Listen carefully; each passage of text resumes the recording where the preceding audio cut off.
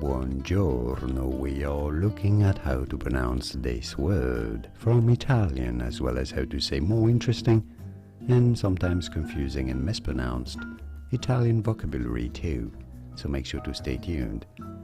This designates the inhabitants or something that comes from Lucca in Tuscany, the town or city of Lucca. How do you say it?